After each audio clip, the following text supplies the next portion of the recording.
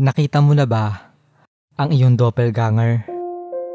Mga kaibigan, ayon sa statistics ay nasa humigit kumulang 8 billion na tao ang nandito sa ating mundo. Pinaniniwalaan ng mga scientists na ang bawat tao raw ay merong 6 hanggang 9 na kamukhang kamukha niya dito sa mundo. Pag sinabi natin kamukhang kamukha, ibig sabihin kasing tangkad, kasing kulay, parehas ng timbang, kapareho ng pananalita, at minsan pa nga ay parehas din sila ng ugali. Ngayon mga kaibigan, alam nyo ba na noong unang panahon ay meron silang tinatawag na doppelganger o doppelganger? Ito ay isang German word na ang ibig sabihin sa Ingles ay double walker. Para sa mga di nakakaalam, ang doppelganger ay isang paranormal phenomena kung saan pinaniniwalaan na ang mga doppelganger daw na ito ay nilikha ng demonyo. Kapag nakita mo raw ang doppelganger mo o yung taong kamukhang kamukha o kaparehong kapareho mo, ay may darating na kamalasan sa iyong buhay. Ang paniniwalang to ay nagsimula noong 16th century kung saan nagkaroon ng napakaraming reports patungkol dito na nakakita raw ang mga tao na isa pang tao na kamukhang kamukha nila pero hindi naman nila kilala o kaano-ano.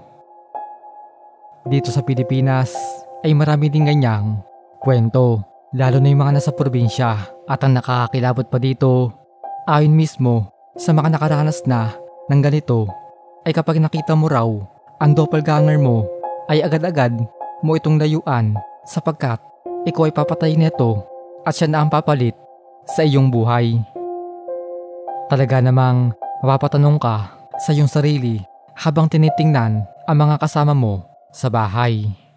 Mga kapamilya, kamag-anak o kaibigan, kung sila pa rin kaya ito o ang nakakasama mo ay ang kanila ng doppelganger.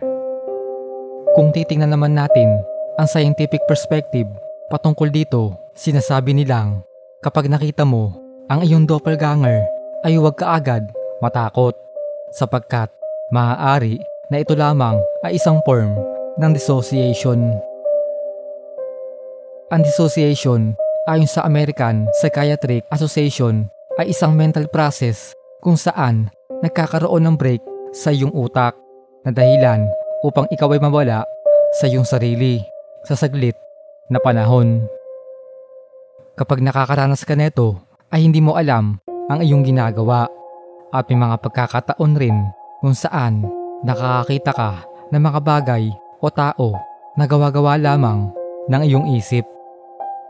Ngayon mga kaibigan, ang paliwanag na to, gaya nga ng sabi ko kanina, ay mula sa isang scientific perspective. Hindi pa rin natin pwedeng isara ang ating isip sa kung ano talaga ang misteryong buwabalot patungkol sa usaping ito sapagkat marami dyan ang nakaranas na nito at kayang magpatunay na ang doppelganger ay totoo. Ikaw kaibigan, nakita mo na ba ang iyong doppelganger? I-comment mo sa ibaba ang iyong karanasan at magkakasama natin itong pag-usapan. Kung ano man ang kasagutan at tunay na dahilan, dapat nating tandaan na sa ating mundo, lahat ay may nakatagong misteryo.